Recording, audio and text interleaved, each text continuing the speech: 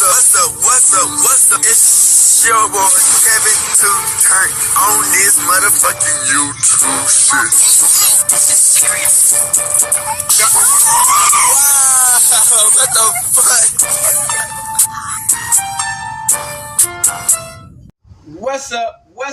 What's up? It's your boy. Can't tell me do shit. Hey man, we are Lit to my turn. Today, 12 day. You're hooding outside. Big crib in the gang. You're hooding outside shit, man. Free Palestine, free Congo, Russia do your thing, and Texas stand the fuck up. Each day is ready to be a better version of yourself. Never let somebody bring you down. Always fight back. Never let somebody tell you are, but also don't put yourself in a position you don't belong. Stay humble. Let's get on the revolution, on the movement. Keep Yahweh first.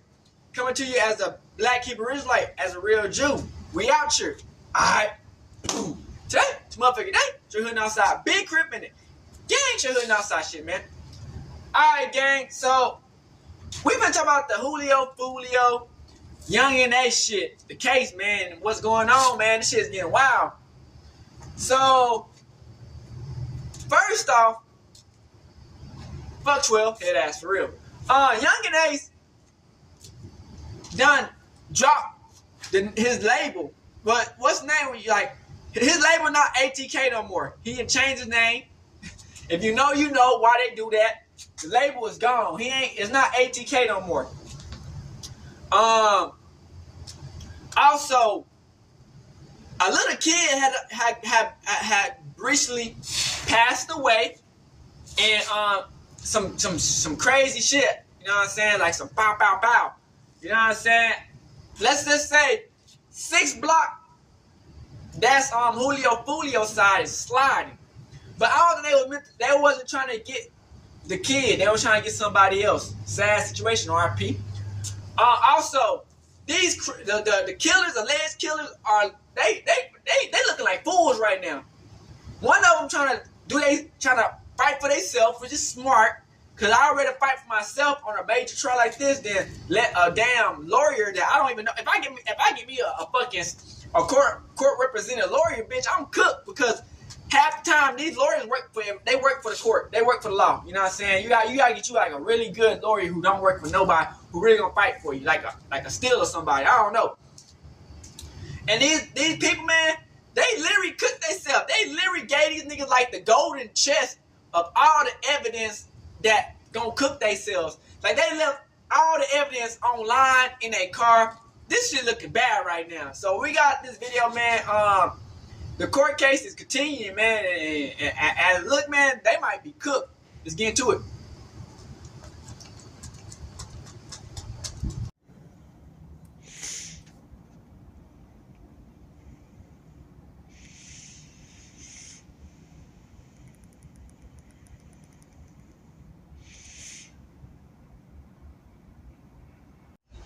Alright, gang, so we finna talk about Yugeen and Joolio Foolio. I guess some 6BLOCK killed a 7-year-old. I don't fucking know, man. We gonna get into the court case and everything that's been happening with the people and the suspects that they trying to say allegedly did what they did, man. Been dealing with some heavy street drama, and Yugeen is getting involved. He dropped some info on the 6BLOCK vs ATK street beef, and how these are tied to the tragic death of a Breon Allen. So Yugeen basically confirmed what a lot of people were already thinking.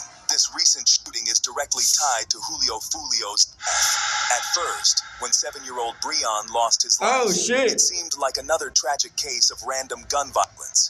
But now, both Yugeen and the authorities are saying it was actually part of an ongoing gang war. Breon Allen Jr. was shot and killed in the Commonwealth neighborhood on Jacksonville's west side back in January. And now police say the crime is related to last year's murder of Charles Jones, a Jacksonville rapper known as Joolio Foolio. Now, remember that Foolio was fatally attacked last June during his birthday celebration in Tampa. There's even surveillance footage showing a group ambushing him at a Holiday Inn, chasing him down and firing straight into his car. Now, police are saying that same beef is what led to Breon's passing. 4 suspects have already been arrested in connection with the shooting. They're all tied to the gang 6BLOCK and are facing serious charges, just like Yugeen said they would. But Yugeen himself is in some trouble too. See, he's basically banned from Jacksonville at this point, and he had something to say about that. Sheriff TK Waters has made it clear that he doesn't want Ace in the city, blaming him for fueling Jacksonville's drill scene, especially after the release of Who I Smoke. Ace hasn't directly responded to the ban, but his recent comments on Breon's death suggest he sees this as proof that things have spiraled way too far. And, not to mention, we just heard Yugeen a couple of months back talking about the fact that ATK is no more. He felt like his team let him down when it mattered most. So he started doing ATK. They ain't no more. Fuck you talking about, man? This forever. You niggas tripping. Niggas don't stand on no business, man. When niggas need the money on their books. Them niggas call home, I need this, I need that. Where you just be? You don't be nowhere, man. Niggas just be talking, man. And that's fact. Nigga, when it's time to put up a shut up, they ain't no where to be found. When it came to financial and emotional support, Ace called out ATK for not stepping up when things got tough, like helping cover funeral costs or being there for the community during loss. Ace also called out ATK for falling into the trap of the internet culture and all the clout-chasing behavior. If you ask Ace, that's what messed up the crew. It's clear to him and to everyone else that gang violence is claiming too many lives at this point. But for some reason, the tension in Jacksonville still isn't going away. Many wonder, how did the mess reach this point exactly? Well, let's start with 6BLOCK. So 6BLOCK is back up in the convo ever since we found out that the 4 guys who just got arrested for taking out Breon are actually 6BLOCK members, and this whole mess came about thanks to the beef between them and ATK. The whole shooting that led to Breon's death was apparently to further 6BLOCK's interests, but Breon wasn't even the target. They were actually aiming for his cousin, Mango Jr., who's connected to ATK. This beef between 6BLOCK and ATK has been going on for over 10 years now, and it's been messy, to say the least. Lots of deaths on both sides. But it's not just about gang violence anymore. It's also spilling over into the rap scene, with diss tracks flying back and forth. A big moment that really fueled the fire was the murder of Foolio last year. Joolio was shot up in the parking lot of a Holiday Inn around 4:40 a.m. while celebrating his 26th birthday, which had just passed a couple of days earlier on June 21st. The shooter targeted 2 cars, and while Foolio lost his life, 3 others got hit too. Now, here's where it gets even crazier. Foolio had been staying at an Airbnb, but had to dip out because it was too crowded. He had been posting his birthday plans all over social media, including Instagram stories letting everyone know the party had to move. His lawyer called the whole thing police set it up. which makes Niggas need sense to be listening to a considering nigga, how it all man. went down. The police knew that what was going on. You know what I'm saying? They did that shit on purpose to get Foolio taken out. Sean Gathright, Alicia Andrews, Isaiah Chance Jr., and Rashad Murphy. They were still looking for Davian Murphy. The cops believe this shooting came as a result of the 6BLOCK ATK beef. Foolio was connected to the 6BLOCK gang under the KTA set, and he made a name for himself rapping about gang violence and rivalries in Jacksonville. Believe it or not, he actually survived 2 shootings in the years before his death. He did. But this time, he didn't make it out. After Foolio's death, though, Lafayette Mango Jr. and the ATK crew dropped a track called 6 Ways to Die, which came for the dead members of 6BLOCK, and the fact that they dropped the song only kept the vicious cycle of violence going. We saw evidence of that just a few days ago when Breon lost his life and his cousin barely made it out. But 6 Ways to Die wasn't the only song about Dang, so death. As you can imagine, his cousin must have been older. Involved literally hours after we found out that Foolio was no longer with us. But the rivalry started because of their gang affiliations. Right off the bat, the tension was high, but it only got worse with personal losses. In 2017, Foolio's 17-year-old cousin, Zion Brown, was fatally shot. Yugeen Ace's associate, Dean Trey Thomas, was charged with the murder. 18-year-old Zion Brown was the only adult in the home, along with 2 teens, a 9-year-old and a 6-year-old boy. Today, police said DeAndre Thomas was the shooter. They charged him with murder. Today, the police say DeAndre Thomas was the shooter. They charged him with murder. Then, in 2018... So they sliding for Joolio, man. And 6BLOCK is Joolio's. And 2 friends were killed in a drive-by shooting. Ace was shot 8 times, but somehow survived. And then, the diss tracks started to heat up the situation. In 2021... This is older stuff. I'm talking little kids. They were trying to take out his cousin.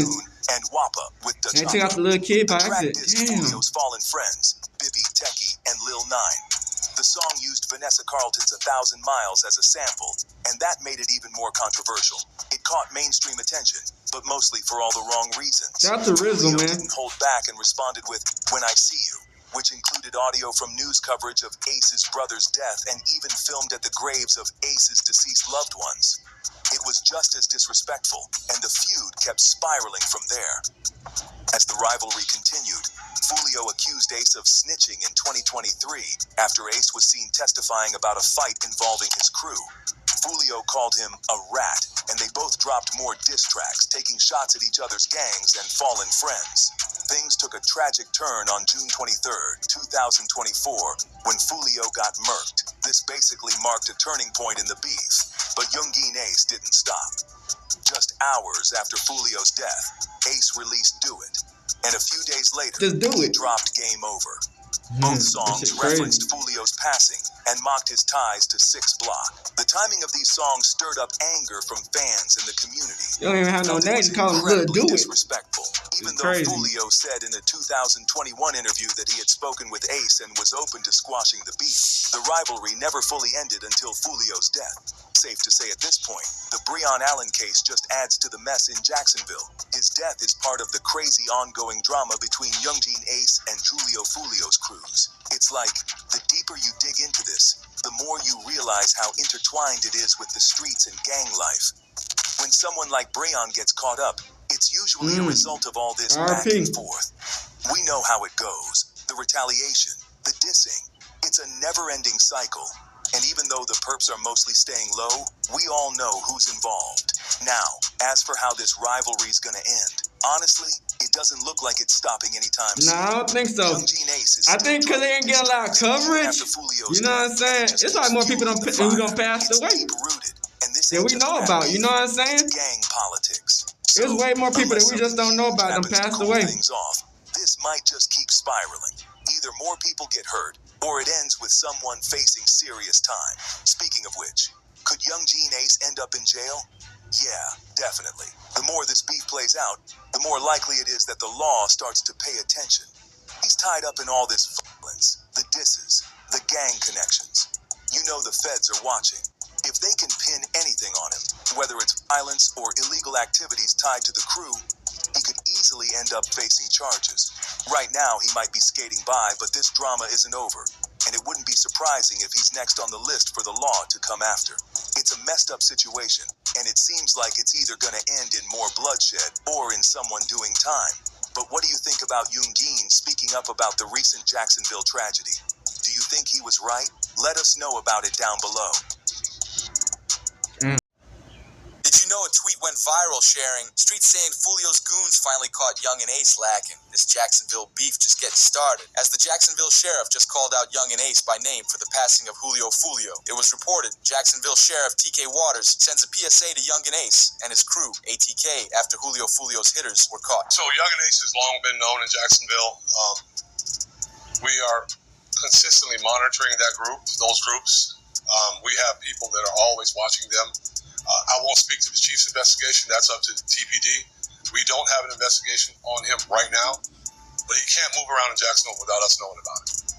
And that's for the betterment of our community.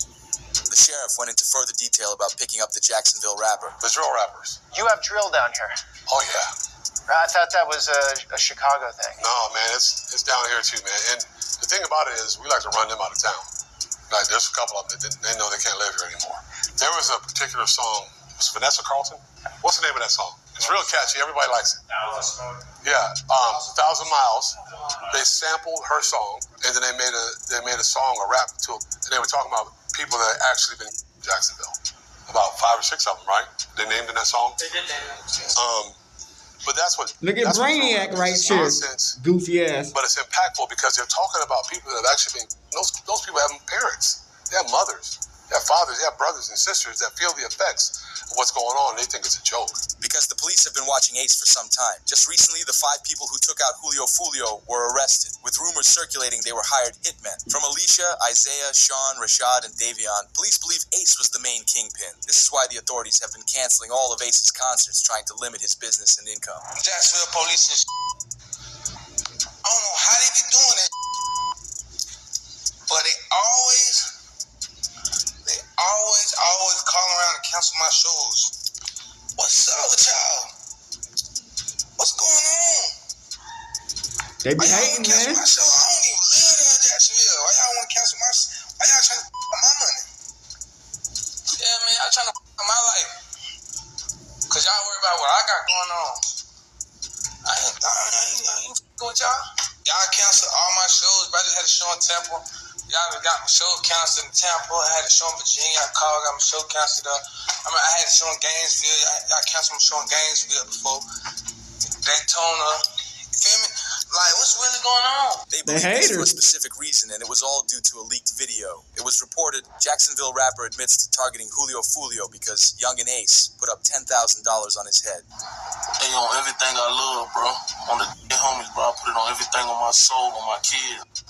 I'm the one that smacked Foolio that night when he got at his birthday celebration, bro. You feel me? I ain't gonna show my face again. But why would he admit to this? Nothing like that, but you know, I did that. You feel me? It was money on his head. You feel me? I rock with Ace and them boys. You feel me? ATK. You feel me? I be in Jacksonville heavy. You feel me? If you know, you know. But yeah, you feel me? I did that. You feel me? I handled that because, you know, Ace had that money on his head. You know, Ace had them put that 10K up. Told me to slide. Only 10K? I guess. The fuck? Playing all the time. You feel me? Y'all couldn't get an 80 ball, bitch? 100 ball? Had to be done. You feel what I'm saying? So just 10K, huh? You feel me? It is what it is, bro. But did you know Ace tried getting one step ahead of the feds? He tweeted, "Ain't no such thing as ATK no more. That stuff is gone and over with," with an Instagram video trying to get away from the gang problem. I say no more ATK, it ain't no more. What you talking about? Niggas don't do shit. Tripping. Everybody always got shit to say. When the time for the Lord to be paid, niggas be at. Gone. Got all this shit to say. Where the niggas be at though? Niggas need to get buried. When the time to spend that money, where the niggas be? We always got shit to say, but don't be on shit, man. They don't get no feet wet or nothing, man. You niggas be talking, man. Wrong with you, man. Talking about don't talk. Like, this is a bad word counted to over 2,000. What they talking about? DJ Academics already assumed this was happening, and he told Ace that he's next. Whack 100 recently spoke about you, and he says you're next. Why would you say that, bro? Why would you wish that for me? Well, I don't know if he was wishing that. I think he's thinking about, like, you know, in terms of, you know, people want to get the target, like the high profile target, and if Foolio is out of the way, now they're like, well, the only way to make another thing is you. Why was on me, bro? Man, bro, I've been living my whole life between. I'm letting you get up on. I'm not letting nobody get up on me. So it's Passin now, right? Does it mean that this whole situation is over? There's never no situation. Academics also spoke about an incident that happened to Ace a few years ago. His crew was ambushed by several men, which is how his brother passed.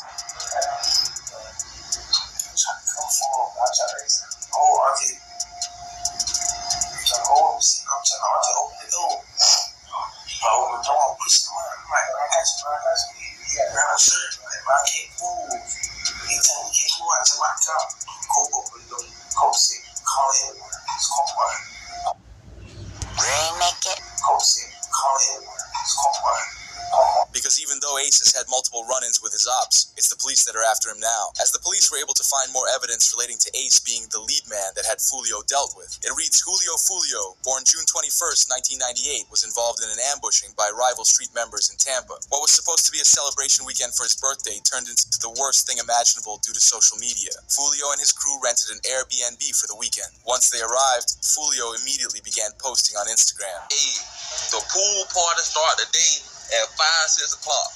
You already got the address. Pull up, man. You got the address. Pull up. If you need the address, DM me right now. The pool party start at 5, 6 o'clock. DM me for the address. Or DM Foolio Bookie ESPN. I'm gonna put it right here. We just got here, bruh. You got to add it. You got to add it, man. Push up. We just got to this bit. Tampa, Florida, man. You already got to add it to the pool party. Push up at 5:30, man. Push up at 5:30, man. We finna get everything right. Push up at 5:30, 6 o'clock, man. It's up. The party inside the B&B only lasted 2 hours. Foolio shared the inside of the party, with everyone drinking and being alongside 5 women. The girls are giggling, thinking everything's funny. Meanwhile, his ops were planning, as the first mistake for Foolio was that he kept posting where he was and what he was doing, showing he won't be 100% if anything were to go down. An hour later, the police arrived at the Airbnb, called the landlord, and they kicked everyone out of the crib. Foolio once again posted his next move, showing a poster for a club and telling people to pull up while also revealing the address of the club, as Foolio tried breaking the record for the most location drops to his ops in one weekend. Damn. Once in the club, he posted on Instagram again. We can't even my birthday, man. Nigga said he was trying to break the record to how many times he can post his address is insane. Yeah, I know, because look, he got the whole background in the back. Anybody can see where the fuck he at. He got the whole background. We deep as 20 deep. Lit everywhere we go. Julio's team gave the ops plenty of time to get together, figure out a plan, and scope out the scene of where Julio's been. They took action on the 23rd day, which is very important to the ops, but more on that later. When Julio and his crew were done in the club, they gathered in the parking lot while his manager figured out a place to stay. He scoped out a nearby Holiday Inn down the street and began heading over. When arriving at the Holiday Inn, sources nearby claim everything was silent, but this only lasts until rival cars filled to the brim with street members showed up. As they targeted Julio's crew with firearms, with a couple people's main job being to locate Julio Foolio. Once they found Foolio, you can guess what happened next, as this was a clear retaliation against Julio Foolio, especially with it being on the 23rd of the month, because that's the same day of the month that Foolio dropped his track, When I See You, which disses Ace for losing his closest friends. As Foolio raps the lyrics, 46 million went out to eat views. on his birthday. And the whole part is, passed in the worst way. He kept dissing on I forgot her Now he's name, 23, but she now wouldn't even let him get the money those off the same ops got their song. Get back and hit 4 of Julio's crew on the 23rd day of the month, almost like they were trying to The girl who did dissed their crew. Young and Ace, he stole the like the stamp for the beat from. She let him do it. Ace rapped, 4 Get in the the money car, on. 1 of them gone, 3 got hit, further proving the retaliation. Fantasia wouldn't let 6 hours after Julio Foolio get none of the money on. Young and Ace dropped Do It, a direct diss track at Julio Foolio after his passing earlier today. Meanwhile, Ace's right-hand man shared an old tweet on his Instagram from King Von, which reads, "Game over, we won, stupid." Although the story gets even more wild from here, because a month before Julio's passing, he did an interview and spoke about how both sides were going to collab together and try to stop the crime. For record, y'all probably didn't know this. Even though I said what I said about bro, me and Jedi Breeze supposed to be doing a Start the Violence song. We probably gonna get that shit in motion. Song and get that shit out of the way for the kids, for the youth and shit. Yeah, we gotta make this look better, man. You and Jedi Breezy have a Stop the Violence record coming. Yeah, that shit, it's talked about. I DM'd about it. My big cousin wrote about it too. He said he with it, I'm with it. But basically right now we trying to find a beat. This made many upset that this entire situation could have been avoided. However, rappers and celebrities thought different, like how Charleston White said.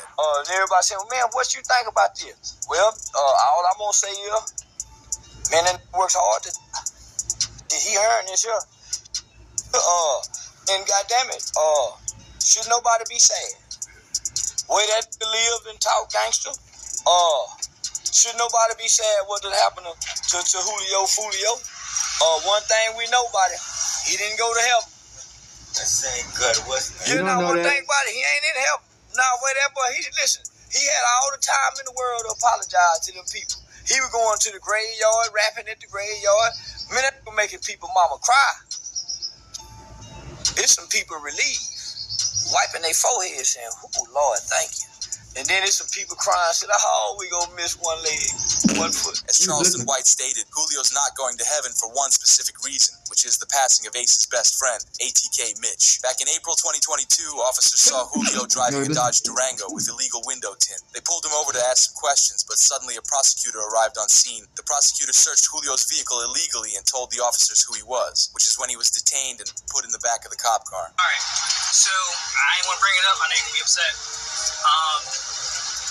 Mitch, some text I want to talk to you real quick about what happened to Mitch. How long that's going to take? Not that long. Depends on you. They just going to ask what you know about what happened. He'd later be taken into the police station and interrogated by a detective. I used to cut on my mama's house. I used to know in the car. Come on, that show is. Oh shit! Someone. What type of work do you do? What type of artist? As your artist? Okay. As far as Mitch go, what are you hearing? I was in Miami when I heard the news. You know what I'm saying? I was down making music, and I saw posting on Instagram, Mitch. Everybody, the whole Jacksonville, Mitch. The detectives start looking at who Foolio was to Mitch and how they knew each other, while also asking where Foolio was at the time of Mitch's passing. All right, the reason why I'm here, I am lead on your friend's case. You have friends who recently got killed? A lot of friends that recently. Mitch? Oh, yeah. So I'm lead on that. I don't know how close you guys were.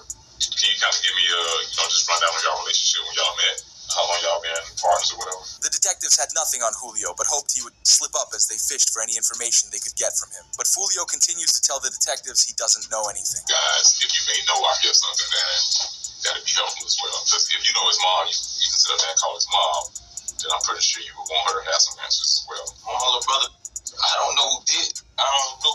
I ain't hear. That's what I'm saying. You would never know. You know what I'm saying? I don't know. No, I just heard they say little brother. I'm like, I'm in Miami at the time, though. You ain't tired of that, man? Yeah.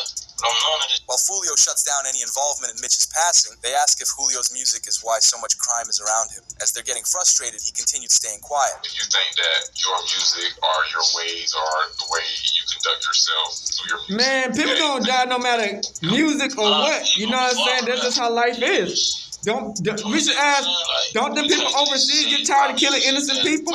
Taking out kids and making people move? What do you think about that? Right? Do you think the government get tired of taking people out?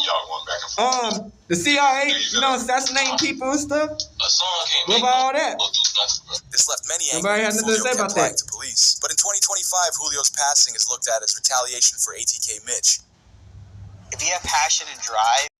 So something happened in the court. They make a shocking request. These individuals took extreme measures to try to cover their actions, but they were no match for our investigators. Man, shut the fuck up. Isaiah Chance, Elisa Andrews, Sean Gaithright, Davion Murphy, and Rashard Murphy are all accused of playing a role in Jones's death. The murder case of Florida rapper Foolio is taking another wild turn as one of the alleged shooters wants to get rid of his lawyer and surprisingly represent himself. And that can get kind of dicey, not only because you have no law experience, but also because this isn't traffic court. It's a murder case that if convicted, a jury could not only send you away for life, they gotta understand. To put you half the niggas death. working with the court Rashad anyway. Murphy has been in jail since his arrest last summer. He, along with his cousin Davion and another man named Sean Gaithright, are accused of gunning down rapper Foolio, whose real name is Charles Jones. You can see the shooters are getting in position for their planned out murder. But Rashad, Davion, and Sean aren't the only ones charged in connection to the Jacksonville rapper's murder. It's 5 people total. Alicia Andrews and Isaiah Chance Jr. are also charged, and despite not being accused of pulling the trigger, instead just tracking down and following Foolio leading up to his murder, they're still charged with first-degree murder. But back to Rashad. Just last week, he submitted a request for a speedy trial, and in a crazy twist, also has to get rid of his lawyer. Halftime is a speedy trial. Not the best move given you're facing the ultimate punishment of death. Now, according to Action News Jazz, he was warned by his attorney and the judge against this. But seems like Rashad still wants to move forward as his own lawyer. And this isn't the only issue he has. Earlier this month, he wrote a letter to the judge saying he's frustrated with his treatment in jail, telling the judge he's being treated as if he's already guilty. The deputies won't let him send mail or call his lawyers or prepare for his case. But here's the thing. Investigators have a lot of evidence on the entire group. The investigation would later reveal that the 3 armed shooters were Sean Gaithright, Rashard Murphy, and Davion Murphy. Detectives used footage from the scene, license plate readers, and phone logs to identify 2 vehicles and link them back to the suspects. Furthermore, it was found that the shooters are members of or affiliated with rival gangs of Jones that go by ATK and 1200. Jones was part of the 6BLOCK gang. Detectives believe that the ATK and the 1200 worked together to target Jones as part of an ongoing feud in Jacksonville. I want to send a clear message to anyone that the city of Tampa is not where you want to come to settle a dispute. You will be charged, you will be arrested, and you will be prosecuted to the fullest extent possible. Furthermore, if you're a gang member, there's no alleged immunity These from motherfuckers think they code of just silence, as our detectives so will fucking find tough. evidence Bitch, I got the government behind y'all making millions. Fuck out of here. You know what I'm saying? Like, just they got a whole organization, bitch. Like, they got the whole law behind y'all. Like, these niggas be like some hood niggas doing some hood nigga things, nigga. Obviously, later on, it'll be up to a jury to determine if it's enough to convict. So is it possible Rashad is just hoping any old defense will stick? Well, back in November, he said he was going for an insanity defense. So what does it all mean now? Well, we'll have to wait and see after a hearing this week if Rashad does have the right state of mind and able to move forward with a speedy trial. As for the other defendants, none have followed suit as far as trying to defend themselves for trial. Let's bring on now former Palm Beach County State Attorney Dave Ehrenberg to get his insight into this case. Dave, it's always so great to see you. I remember when this case first unfolded and rapper Foolio was shot and the arrest came, and then the fifth and final arrest even happening just a couple weeks ago. But now we have Rashad, man, that'd be a baddie. Hitman or alleged murderer, now demanding a speedy trial. Why do you think that he, one, wants a speedy trial, and why do you think his attorney is advising against it? I think this guy's nuts. I think that's why. I mean, he wants to defend himself, which is insane in a death penalty case. And then he actually has said that he may use an insanity defense, which also is insane in itself when the facts show otherwise, that these guys had meticulous planning and attempts to cover up crime. And when you have that, I mean, damn if you do, damn if you don't. Defense, because to sustain an insanity defense, you get you a speedy trial, they can't get all the evidence on you. And you have to not know the difference between make right up some and shit. wrong. You know what I'm saying? When you meticulously plan and then try to cover up your tracks, that shows you knew the difference between right and wrong. It shows you knew what you did was illegal. And when you want to just try to put forward an insanity defense as your own lawyer, it doubles the level of difficulty. Yeah, there are a lot of high stakes in this case. Are you surprised that he appears so nonchalant about representing himself or going for this NGI defense, given that he's already facing the death penalty? Yeah, that's why he may have a screw loose, but it doesn't mean he satisfies the requirements of an insanity defense. Yeah, well, I was a prosecutor. We dealt with people all the time who were sociopaths, who were really nuts, but didn't mean that they were legally insane to be found not guilty under the law. It's a much higher burden. And so, yeah, this guy's got some screw loose, but after all, that's why he's involved allegedly in this kind of crime. I mean, normal people just don't go around meticulously planning execution of someone else because of some rap beef that was going on, because of some diss track. So this guy's in a lot of trouble, and if he goes through with this speedy trial, he could be forced to go to trial within like just a matter of days, which I don't think that would happen because there are Sixth Amendment issues to ensure the right to a fair trial for all defendants, even the loony ones. And so that's why I think that he will probably end up with a lawyer, and if not, he will at least get more time than just what the fuck if he get a court-appointed lawyer is that gonna do? Does it come as any surprise to you that prosecutors are seeking the death penalty in this case, you know, given all this evidence against the defendants, given that, you know, there was meticulous planning, as you've mentioned, to go into this type of murder, but does it come as any shock to you that they are actually seeking the death penalty in this case?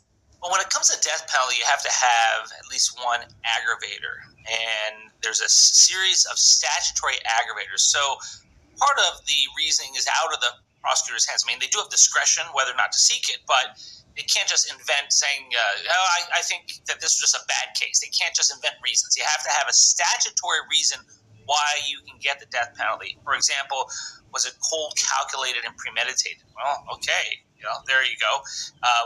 Was it heinous, atrocious, and cruel? You know, there are a bunch of things that make you eligible for the death penalty. But even then, it's still not easy to get. Even though Florida reduced the standard from unanimous to only 8 to 4, all you need is 8 out of 12, which is the lowest of any state in the country.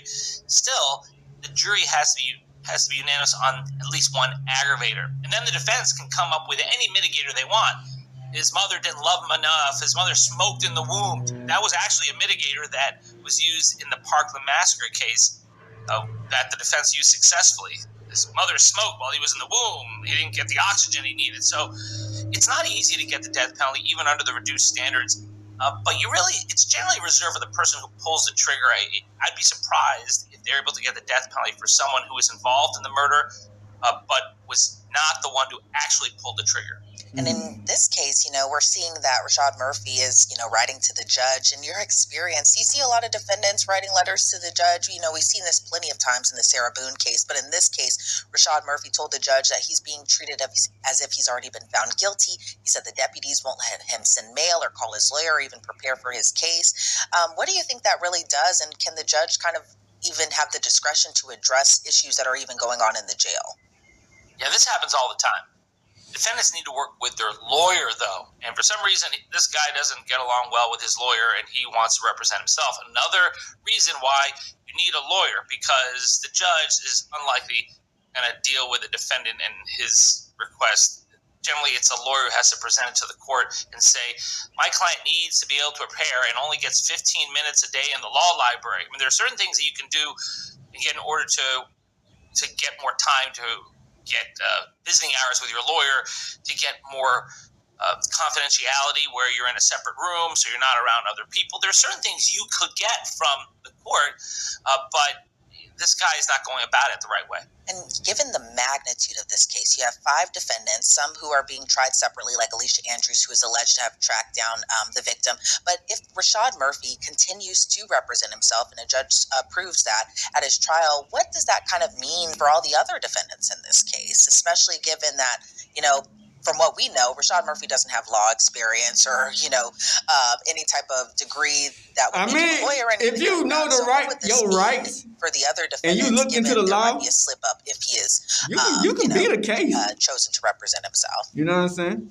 Yeah, if I were the other defendants, I'd be worried because you never know what this guy's going to say. He's a bit of a loose cannon, and if he gets an open mic in court, he could implicate his co-defendants. He could say something that will not only hurt himself, but will hurt everyone else in this case. So it's in their interest that he gets competent counsel.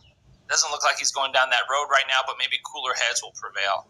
Yeah, because what is the old adage that it says, if you choose to represent yourself, you have a fool of a client? And not to make light of this, because this is a very serious thing, but, I'm just kind of surprised that he wants to go that route in this case. And then on Tuesday, this coming Tuesday, the state is expected to hold a hearing to see if Rashad is in the right state of mind and able to move forward with the speedy trial. What all could that entail? What could we expect from a hearing like that? Well, you have to be found competent to stand trial. You have to know and understand the proceedings in front of you. You have to be able to assist with your defense. When some shit go down, when it comes to representing yourself, you have to know what you're getting into here. Represent yourself? You have to know that you've just waived your right to or you want a nigga working for the case that court. Could lead to your death. This is a death penalty. You might as well, man, I don't know, man. Death penalty lawyers are death penalty certified. And here's a guy who is not a lawyer, who is just clearly full of himself that he thinks he can do this, and he's just walking into a buzzsaw. So he's going to be pretty much red. I'm telling y'all niggas, man, I be like that nigga with the wicks. I proceed. Plus, I did not test his competency to make sure that was going viral. This is not that would have been set me. up for him to. What they talking about, nigga? To have a suicide by I would have been court, representing myself on a lot of this shit. It's set up for him to have a suicide by court, essentially. So they're going to talk it over a lot. They're going to ask him a lot of questions. They're going to talk to court experts to make sure that he's up for it. In the end, I still believe that cooler heads will prevail, that he will get a lawyer. But even if he represents himself, under Florida law, he gets standby counsel. So he'll have a lawyer standing by just in case. But it's always a weird dynamic when the lawyer that you don't want, that you dislike, is standing there just to bail you out of your own mess. It's just a dynamic that doesn't usually work. Yeah, if I was facing first-degree murder as well as the death penalty, I think I would actually possibly take advice. Not possibly, definitely take advice from somebody who actually knows the law, who has actually practiced this and went to school for this, all of that sort. So I'm actually very surprised that Rashad Murphy is thinking the opposite way, but we're not in the same positions there. Yeah. Well, Dave Ehrenberg, I always appreciate your insight and your time, especially going into these types of cases here. Before we sign you off, though, where do you think everything goes from here? I think there'll be guilty verdicts. Whenever you have these multi-defendant cases, there's such an interest and incentive to point the finger at each other. And even though that hasn't happened yet, I think that at some point someone will flip when it gets real, when they see that they're facing lethal injection. And perhaps it's the the young woman who was pregnant at the time that she was involved in all this. Maybe she's the one who wants to speak up if she wants to see her child again. They always going to the bit, man. So we'll see. If they can't get to the nigga, they going to the female, man. Guilty verdicts all around. Right. Again, Dave, thank you so much for your insight into this. I always appreciate it. Thank you, Elizabeth. Great to be with you. And Rashad Murphy is set to appear in court on Tuesday, February 4th. And that's when we should see if they'll move forward with the speedy trial and learn if he'll actually be his own lawyer at his trial. As for his cousin Davion, he's set to appear in court in March for a status review. So no trial date set just yet. Online records show that Sean Gathright and Isaiah Chance Jr.'s trial is set for April of next year. Meanwhile, Alicia Andrews at this time is the only one who is set to go on trial this year, and that's set for August. Reporting for Law and Crime. So they got a while before this trial is really done. Alright, so I guess he went to court.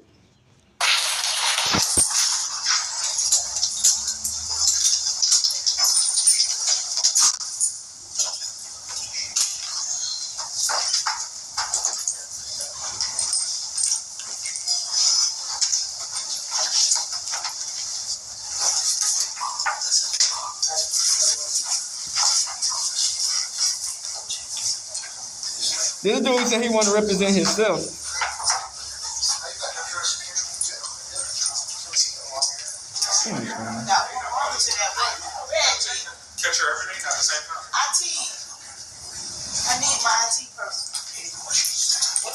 So he facing lethal injection.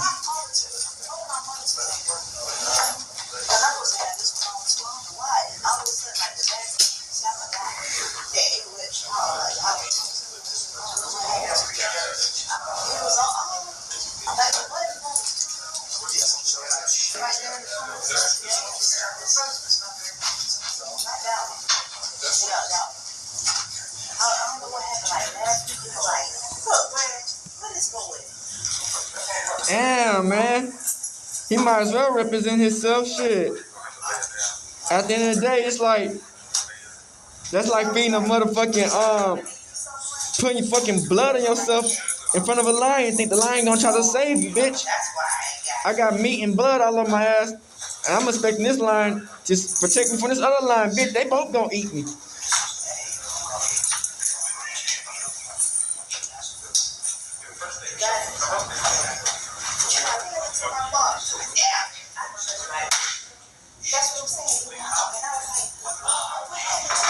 So I don't know which one this really is. Is this the nigga who was hiding out? Because we got another video we're gonna watch after this about what went down in this series.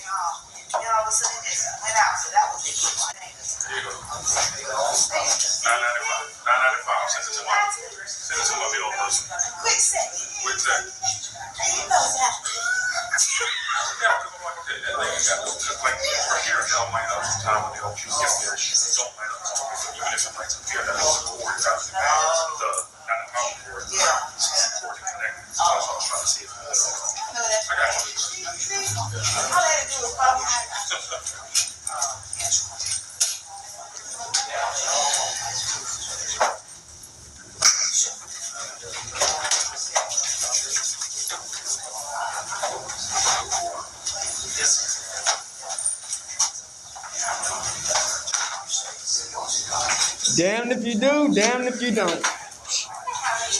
That's how it goes these days.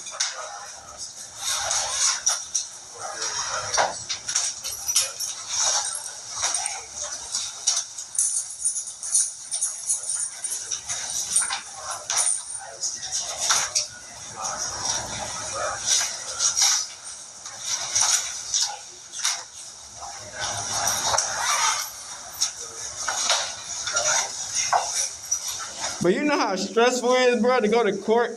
You know what I'm saying? Everybody expecting you to be guilty. You know what I'm saying? On some shit. This is murder, you know what I'm saying? They trying to put some murder for hire on these niggas.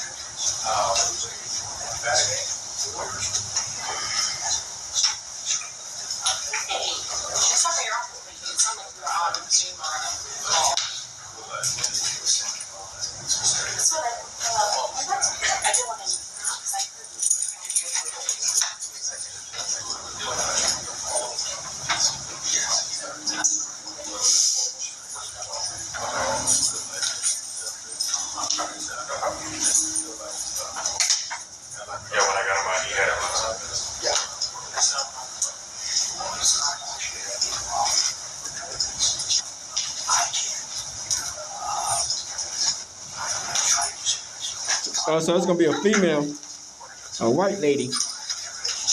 I wanna trust that bitch with my motherfucking life. Fuck no.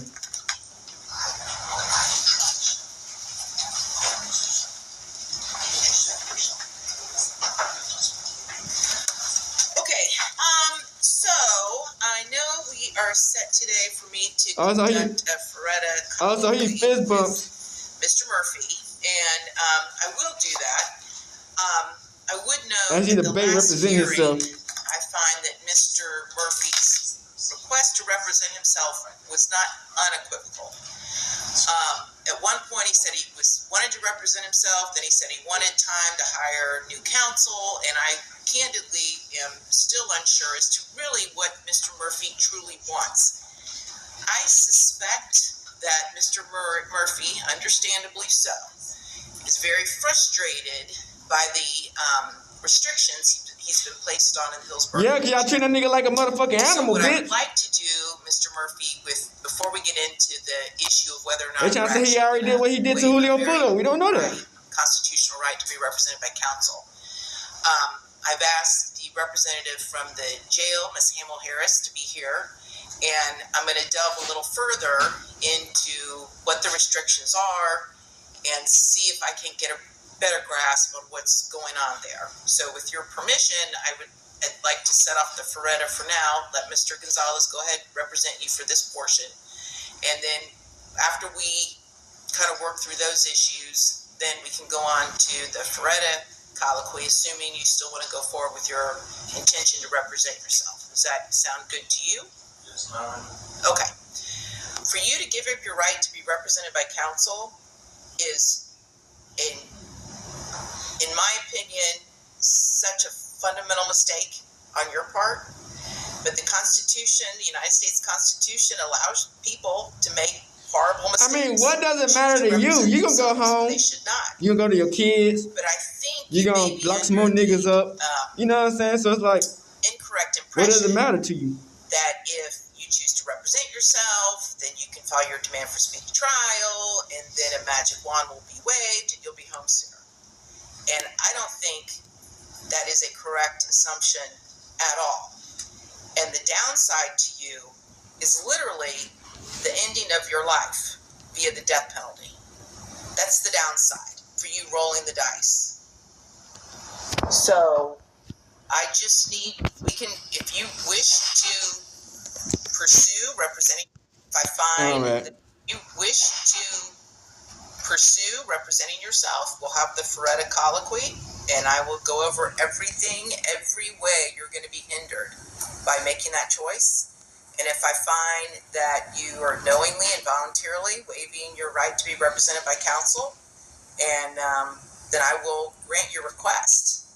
But I don't want you to think that that means you're going to turn around and file a demand for speedy trial, and I'm necessarily going to grant it. Because I anticipate the state will file some type of motion to strike it, and then I'll rule on the motion, and we'll see where we are. So, I guess, Mr. Murphy, do you want to talk to Mr. Gonzalez about this any further? What is your desire? We talked about it. It's like I just sit back up for so long, but I know. I understand. And I don't honestly know the answer as far as how much authority I have to tell the jail what to do? I really don't know the answer. I haven't had this ever come up in 23 years. I've never had this come up. But I am willing to look into it, and I'm willing to continue the dialogue, and I'm willing to do repeated statuses to see where we are.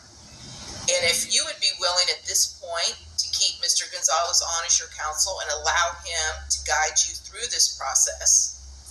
And then I am going to talk to the detective, have him give me sworn testimony in camera so I get a better feel for what the allegations are. And then we can go from there. I would encourage you to follow that route, to at least allow Mr. Gonzalez and myself the chance to kind of get a better grasp of what's going on. And then at the end of the day, once that has been explored and I know exactly what I can or cannot do and what the facts are or are not, once we reach that step, then at that point you can tell me, okay, Judge, yes, I still want to represent myself, or no, Judge, I want to continue with Mr. Gonzalez. How does that sound to you? Appreciate it. Okay. So that's what we're going to do. Okay? Damn. Let's get to it, man. Hey, I don't know what's going to happen to Joolio, Foolio, the people who said they allegedly murdered Joolio, Foolio murders. I mean, the ones who allegedly murdered Joolio, Foolio, the killers, I don't know. Tonight, an update in the Florida rapper Foolio in Tampa last year.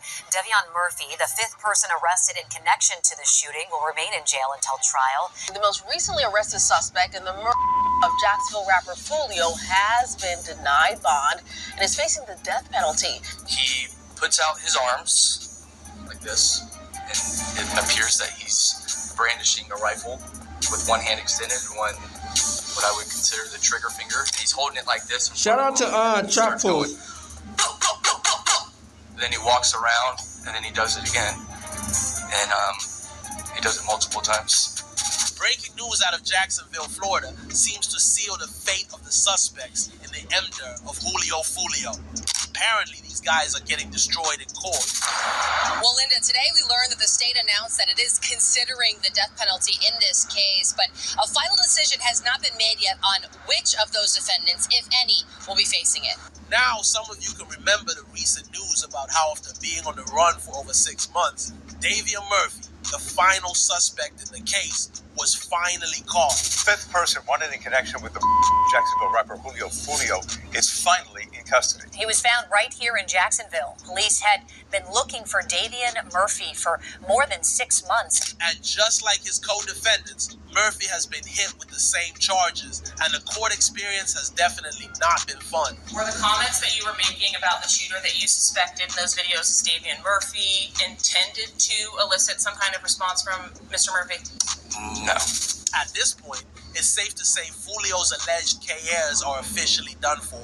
We're just leaving Murphy's first court appearance where the judge says he's charged with a first-degree, 4 first-degree attempts, among other charges, and was denied bond. This is just the start to a lengthy process. Not only is the evidence against them overwhelming, but what's really got people talking is how unbelievably reckless and downright stupid these guys have been. Like, their mistakes make it almost comical. Let's start with the fact that one of the key reasons they got caught was because J. Breezy paid the KRs through Cash App. Who in their right mind commits a murder and then leaves a digital paper trail like that? Yeah, so these are the Cash App records of defendant Isaiah Chance's Cash App account, which is titled with the name Mr. Rich Off War. Mr. Rich Off War receives a transfer amount from the account of J. Breezy. J. Breezy is the rapper name of a gentleman whose real name is Jacory Rivers. And then there's the crew itself. Take Devion Murphy, for example. Before he was finally arrested, people joked that he must have been the best at hide and seek because he managed to evade the cops for so long. Some even thought he had skipped town or was hiding across the country. But no, turns out Devion was still out in Jacksonville, making sure his reputation as a crash dummy stayed intact. Goofy ass nigga. This guy had the audacity to hop into audio chat rooms, not just arguing, but sending threats like the cops wouldn't catch wind of it. Hey, Devion Murphy, get off the faces. I told your ass you got one more time. Oh my God. Man, your house empty. Your house echoing. You in a bed, no sleeper right now. Just turn yourself in, bro. I'm gonna make you crash. I'm gonna make you go to jail. I'm outside right now. Tell them I'm on 13th. Outside, standing outside right now. But what really takes the cake is what happened after he got arrested. Davion managed to outdo himself in stupidity. During an interrogation, he got so upset when a detective called his shooting skills rookie level that he decided to reenact how he offed Foolio on camera. He puts out his arms like this, and it appears that he's brandishing a rifle with one hand extended and one, what I would consider the trigger finger left. And he's holding it like this in front of him, and then he starts going. And then he walks around, and then he does it again. And he does it multiple times. But if you think Murphy takes the crown for stupidity, wait till you hear about Sean Gathright, another shooter involved in Foolio's MDA. This guy's story somehow manages to be even more baffling. Sean wasn't just tied to the K-ing of Foolio, he was also behind that incident where Foolio got shot in the foot way before his MDA. So he upon both of them, damn. Told, look, I can't wash my feet. Baby right now, but look, ain't God good?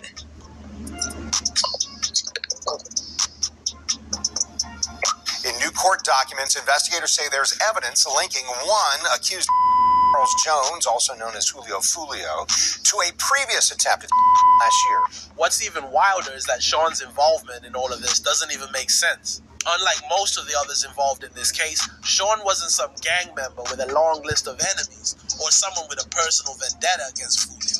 No, Sean was a cameraman. That's right. He was a cameraman? He wasn't repping 1200. He wasn't tied to ATK, and nobody can even figure out which crew he was rolling with, if any. So why on earth was this guy hunting Foolio down? Nobody knows. It's like he threw himself into this beef for absolutely no reason. And if you thought that was bad, just wait. It gets worse. What's dumber than getting caught up in drama you got no business being in? Using your mom's car to carry out a hit, that's what. Sean Gathright borrowed his mom's car and drove it all the way to Tampa to off. He used his mom's car? This might be the first time we ever seen this. You went and did a hit in your mama car? What? You really did that? When it turned the keys in here, mama, thank you for letting me use the car. She don't even know you did a whole car. And you think if you're gonna use your mom's car to commit a crime, you'd at least cover your tracks a little, right? Maybe throw a fake plate on there or something? No, not Sean. He didn't bother to cover the license plate, didn't use a stolen car, nothing. He just rode up in his mom's ride with the plates clearly visible, basically leaving the cops a giant neon sign pointing right to him. But it gets even crazier. As if driving your mom's car wasn't bad enough, Sean managed to take it a step further. After the job was done, he didn't clean up or get rid of the evidence. Thought this was Fortnite. No, he left shell casings in the car. And not just any shell casings. These were from the night he shot Foolio in the foot. So when the cops searched the car, it was like a jackpot of evidence. This nigga thought this shit was Fortnite. Bitch, you get done shooting the shit that these farms. Nah, my boy, that shit stays in your car. Also show that investigators say that one of the gunmen involved in this case was found with shell casings related to an attempt to shoot Jones last October. And that's still not the dumbest part. When the cops kept digging, they found even more shell casings in his mom's car. Turns out those were tied to another MDA that happened in May 2024. This guy wasn't just sloppy, he was practically begging to get caught. Gathright was arrested during a traffic stop in Jacksonville where investigators say officers found a Glock 9mm pistol, a rifle. Detectives say those spent casings matched two different shootings before Jones's death, a separate homicide in May and a shooting last October in what investigators say was an attempt to kill Jones then. But if you think Gathwright's actions were dumb, just wait until you hear about his fellow accomplices. They managed to take stupidity to a whole new level. To understand just how sloppy these guys were, this is how things went down. The group responsible for Foolio's MDARE consisted of Isaiah Chance, Alicia Andrews, Sean Gathright, Davion Murphy, and Rashad Murphy. Together, they orchestrated one of the most poorly executed crimes in recent memory. Their actions were so sloppy that people online couldn't stop roasting them, with one comment saying, "These gotta be the world's dumbest criminals." And another quipping, "Bro must hate his mom. Why would you use your mom's car to commit MDA?" It was almost like these guys were trying to get caught. The plan started with the crew rolling into Tampa in 2 cars. a silver Chevy Cruze driven by Isaiah and Alicia, and a black Chevy Impala driven by Sean. And here's where things started falling apart. First, the Impala was registered in Sean's mom's name, which made tracking it a breeze for investigators. Second, Tampa is absolutely loaded with surveillance cameras, and these two cars were caught on video multiple times throughout the night. Clear as day, not just before or after the MDA, but during the actual crime itself. When they arrived in Tampa, their main goal was to track Foolio. Here's the kicker. Foolio had already made it easy for them by announcing his plans on Instagram. He posted where he was going to be that night, tagging Teaser's Gentleman's Club and Truth 18 nightclub. All the crew had to do was follow the breadcrumbs he left on social media. Isaiah and Alicia, riding in the Silver Cruze, were tasked with following Foolio's every move. At both clubs, Isaiah was seen using Alicia's phone to keep tabs on Foolio.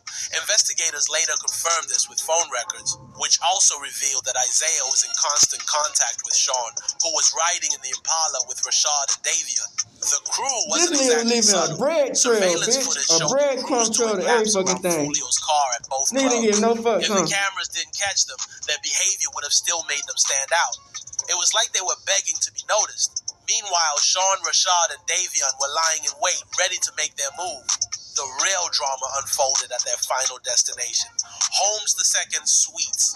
After Foolio left the clubs, the crew stayed on his tail and led the Impala right to him. When Foolio parked, the crew circled his car a few times, clearly scoping the area and giving the signal for the Impala to close in. Shows how two suspect vehicles continued to follow Jones, just as they did at Teaser's, and eventually to the Home 2 Suites near USF. They're approaching the victim's position on foot. Once in position, Gathright and the Murphys opened fire with a handgun and two rifles, Kay and Joolio. Joolio's car sped off, but the damage was already done. Show 3 shooters firing several shots at the vehicle Jones was riding in, him.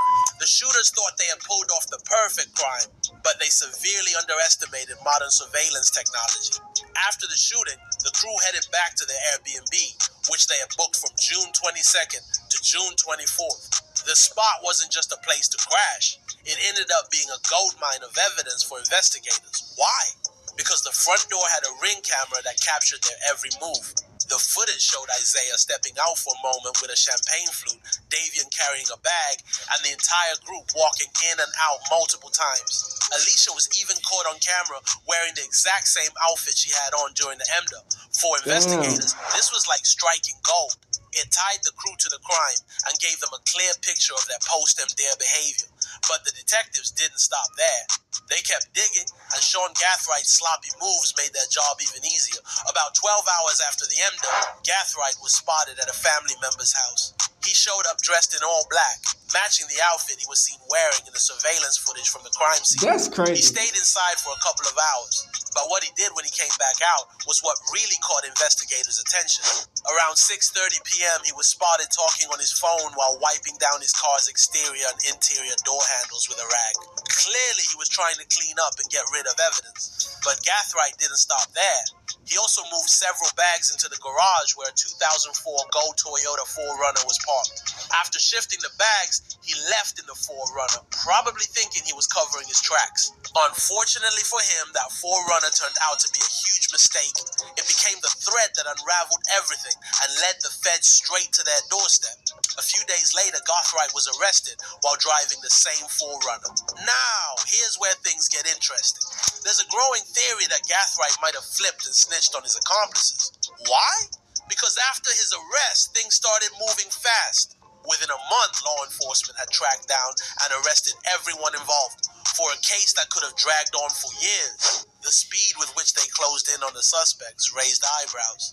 Adding more fuel to this theory is what happened just 3 days after Foolio's MDA. On June 26th, Jacksonville Sheriff's deputies spotted the same gold 4Runner speeding through the streets of Jacksonville. The car had heavily tinted windows, making it impossible to see who was inside. When an unmarked patrol vehicle turned on its lights, signaling the driver to pull over, the 4Runner complied. What seemed like a routine traffic stop turned out to be a pivotal moment in the case. Let me see your hands. Step on out. Step on out. Look away. Back up to the sound of my voice. Yep. Stop right there. The driver turned out to be Sean Gathright, just 18 years old and already knee-deep in trouble.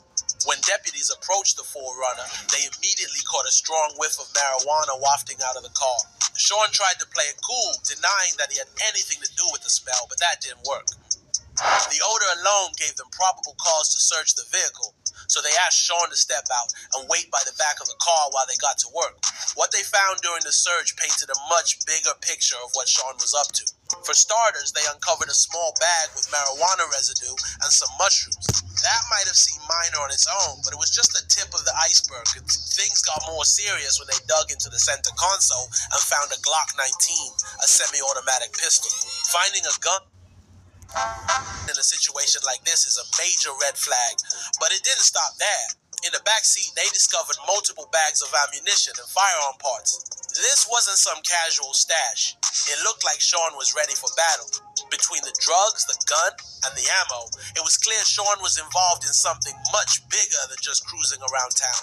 Sean was immediately arrested and taken to the Crime Gun Intelligence Center for questioning. At this point, detectives were hoping they'd finally get some answers about Foolio's emdo, but Sean wasn't making it easy for them. After being questioned, he was released, only to get arrested again less than 24 hours later at a Jacksonville shopping center. That second arrest turned out to be the turning point in the investigation. On the same day, law enforcement got a crucial tip that shifted everything into high gear.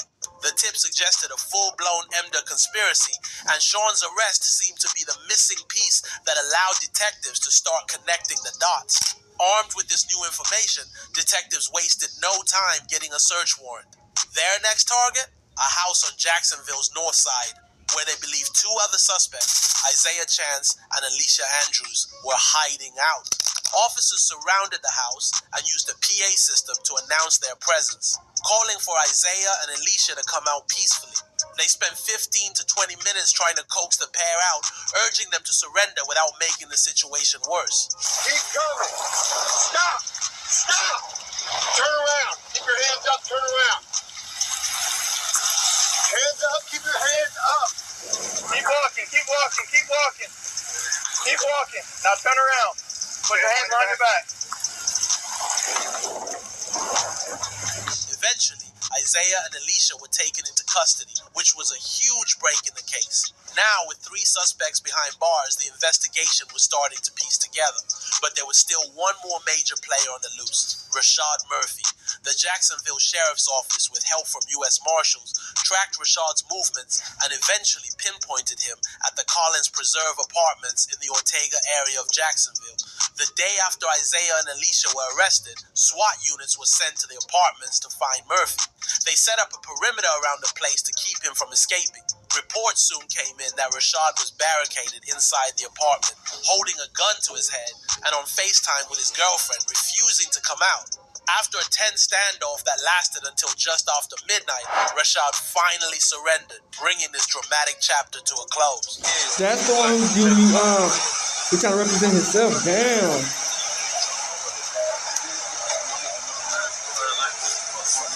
But before all these arrests went down, the suspects were already showing how clueless they were. Take Isaiah Chance, for instance. Just a few days after Foolio's MDer, while the police were scrambling for any leads or evidence, Isaiah decided it was a good idea to drop some hints on a Twitter space. He hinted at catching a big fish, like he was so smart he could speak in code and get away with it. Don't tell up, you got a bigger fish to fry. You looked at the fish. No, I just twisted that bitch so bro. I don't got no fish to fry. I done threw my big ass thing. You hear me? Come on now. Keep talking for FBI. But here's the thing. If Reddit users can figure out what you're saying, then the cops and detectives definitely can. It's like these guys were practically begging for attention, and they couldn't keep their excitement in check. Now, if you thought Isaiah was dumb, just wait until you hear about Rashad Murphy. You'd think someone in Rashad's position would be smart enough to cover their tracks, especially if they're driving from Tampa to Jacksonville after a hit. But Rashad did something that was pretty much the definition of reckless. Instead of laying low or setting up a solid alibi, Rashad put himself right in the middle of the action. How did he manage that? Well, Rashad booked an Airbnb in Tampa, which was just a mile from where Joolio was off. And it gets even better. The Airbnb was in his name. And on his phone, they found a screenshot of the confirmation with his name on it. The confirmation message even included a photo of Rashad's Florida ID, proving that he booked the place. The Airbnb was a townhouse, and the booking was from June 22nd to the 24th. This was crucial because it placed Rashad and the others in Tampa during the MDA, and they were caught on camera at this Airbnb. They didn't just head back to Jacksonville right after the hit. Nope, they went back to their Tampa Airbnb and were caught on camera again, still wearing the same clothes they had on during the MDA. You big this dope. was all caught on a Why the fuck gotta have extra spare clothes? Then there's Alicia Andrews, who, if you thought Rashad was a stable genius, will prove you wrong. Instead of keeping a low profile, Foolio made that post, but he was coming down to that bitch like just 2 weeks after the MDA. month In the before video, he they came. mocked Foolio's death. It's like she completely forgot she was one of the suspects in a high-profile MDA case. She thought it was a good idea to celebrate Foolio's death and make a mockery out of it, all while being actively pursued by law enforcement. The irony is rich because once Alicia got caught, she started playing the naive card, claiming she didn't really know what was going on and that she was just in the wrong place at the wrong time. But come on, if you're celebrating someone's death and flaunting it in a music video, you clearly knew what was happening and didn't care. Now that everyone involved has been captured, and with the overwhelming evidence stacked against them, it's almost certain they'll spend the rest of their lives behind bars. If you have passion. Alright, back. So y'all see, man, that little kid did pass away. R.I.P. That's the thing about, like I said, these wars, man. Anybody get hit, you know what I'm saying? It's just like, especially if they want somebody, man, and they around you, and shit. Like I said, a bullet don't have no name on it. You get what I'm saying? That's an unfortunate passing, you know what I'm saying? Prayers out to the family, you know what I'm saying? They were trying to say that 6BLOCK, Foolio's side has something to do with it. I don't know. Who knows? It's just rumors these days. You dig what I'm saying? Crip. The dude, Rashad, he trying to, like, you know what I'm saying? Crip. Defend himself, which is smart. I had nothing to do with it. Nah, for real. Like, at the end of the day, man, it's like, do you want, it's like I said in the video, it's like pouring blood with steak on you. Are you gonna think this line beside you gonna protect you? Or do you think that line on the other side gonna protect you? Bitch, they both gonna attack you. You get what I'm saying? Like, Crip, you know what I'm saying? Which one gonna get the quicker chance to attack you? The line right beside you or the line in front of you? You get what I'm saying? So it's just like, you better just do it by yourself. You know what I'm saying? But I don't know if they're gonna let him do it because the judge not used to that. So who knows? Yeah. So the alleged killers are overly cooked. You know what I'm saying? They left all the evidence. They all on social media boosting themselves up about how they was involved in it. The dude left all the evidence. It's just like, I don't know if they planned it all the way through. You know what I'm saying? Like, they thought they was gonna get like a bounty or some shit and end up cooking themselves. You know what I'm saying? I don't know what they thought they was gonna get out of the situation doing all this. If they didn't think they was gonna get like these days, man, it's so fucking hard, man. You know what I'm saying? But at the end of the day, man, free them. You know what I'm saying? Hey, you know, we live another day. R.I.P. Foolio. Young and Ace crew. ATK is no more. And yeah, so hey, I hope y'all enjoyed this video, man. Prayers out to the family. And we out this bitch. Hood, Northside, Big Crip, Gang, Northside. Hey, Dad, you know, dog, when we link up, dog, this shit be legendary. You know this instrumental, you the engineer on it, so Kodak everywhere.